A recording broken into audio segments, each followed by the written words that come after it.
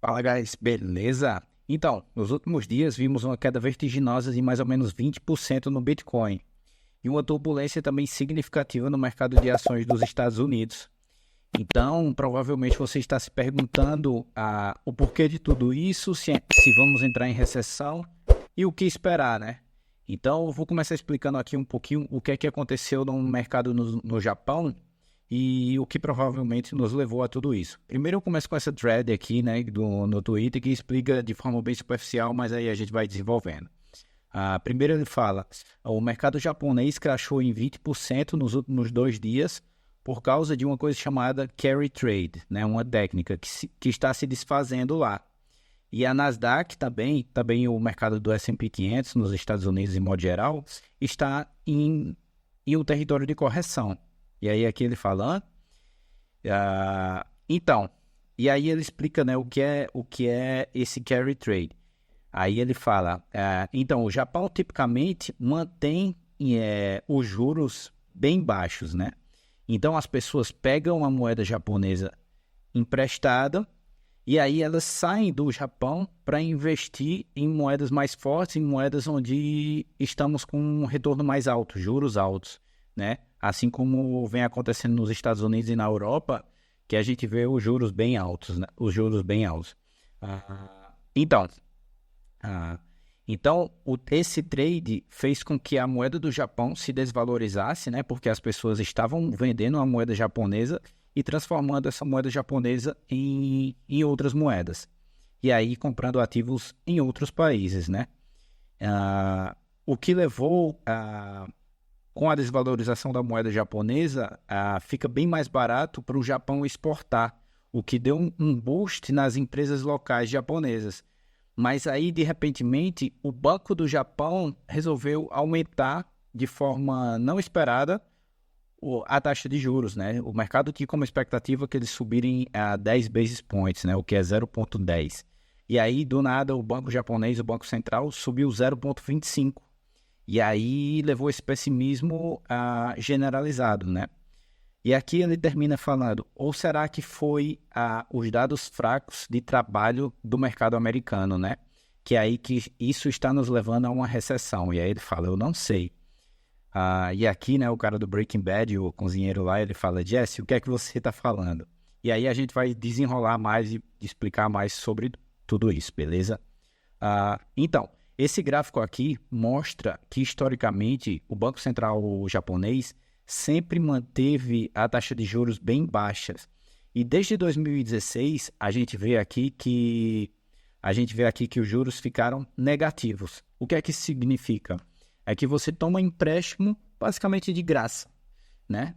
Então, o que esses investidores, esses institucionais faziam é pegar basicamente esse dinheiro grátis e levar para fora do país e investir em ativos em outros países, né? E dessa forma que o Japão aumentou os juros de forma inesperada, rápida, eles são levados a se desfazer desse trade, porque aí começa a ficar um trade caro. O que era antes um dinheiro grátis, agora é um dinheiro que tem um custo alto.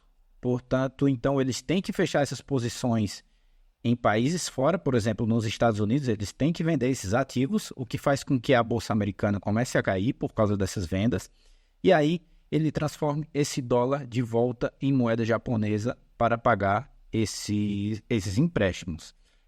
O que leva da forma contrária agora, o dólar se desvaloriza porque ele está vendendo dólar e o ien volta a se valorizar para que eles possam pagar esses empréstimos, né? E aqui, essa matéria mostra que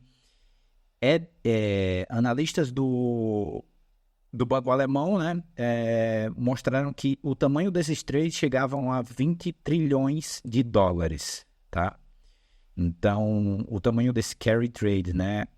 Então, 20 trilhões de dólares é um dinheiro bem significativo. Aqui eu trago mais uma vez explicando, né, o que eles faziam, né? Como eu já expliquei, eles pegavam a moeda japonesa a juros baixos, convertiam em dólar e usavam este dólar para comprar ações americanas. E agora que o Banco Central japonês aumentou os juros, e aí fortalecendo significativamente a moeda japonesa contra o dólar, né? Now, esses traders, eles estão numa situação ruim porque eles precisam agora fechar todas essas posições, né? E aqui eu trago esse gráfico também para vocês, que mostrou exatamente isso, né? Esse gráfico aqui é um gráfico da moeda japonesa contra o dólar, né? A gente vê que ao passar do tempo aqui, a moeda japonesa vinha se desvalorizando justamente por essa situação que eu falei, e agora, repentinamente, a gente vê uma valorização absurda do iene, da moeda japonesa. Tá, beleza? Basicamente é isso. E aí, o tamanho dessa crise, o tamanho desse sell-off que aconteceu, é basicamente a última vez que aconteceu isso foi em 1987, chamado a Black Monday, a Segunda-feira Negra, no Japão, né? Quando o mercado japonês colapsou.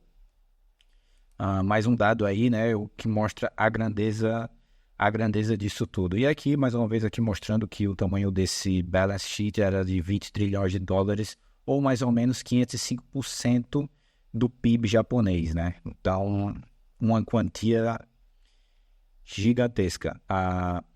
Aqui eu vou resumir para vocês de forma rápida. Aqui eles mostram que esse carry trade é feito há bastante tempo, tá?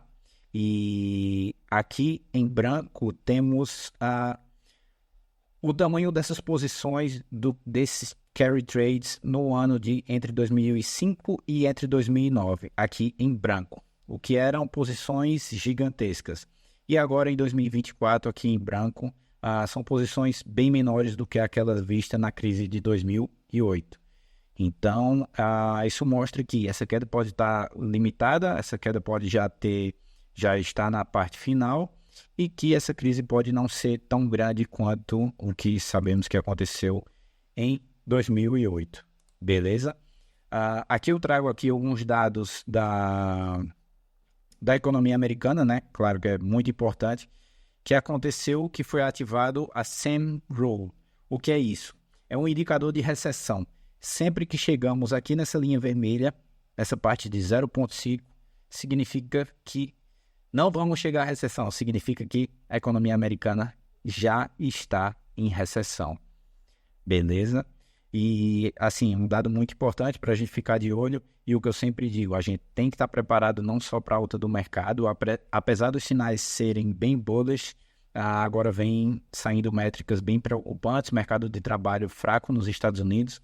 Também temos a Kamala Harris, que é a concorrente do Trump, se fortalecendo nas pesquisas, né? E nós sabemos que o Trump é totalmente a favor de cripto, mas ela totalmente contrária, inclusive falando que a Bitcoin é moeda de criminoso, né? Então ela nem sabe o que está falando, mas isso também pode mostrar um pessimismo para a gente aqui no mercado dos Estados Unidos.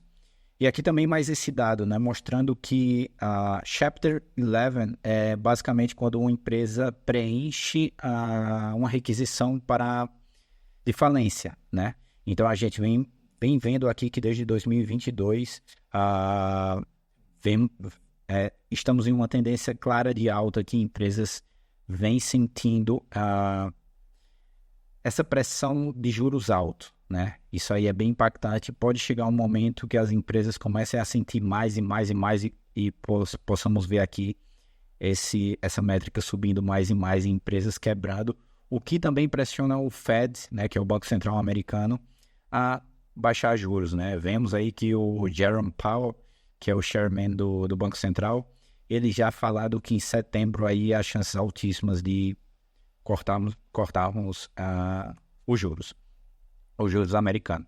E aqui esse dado aqui interessantíssimo também, que mostra que provavelmente o mercado já está precificando uma recessão nos Estados Unidos, né?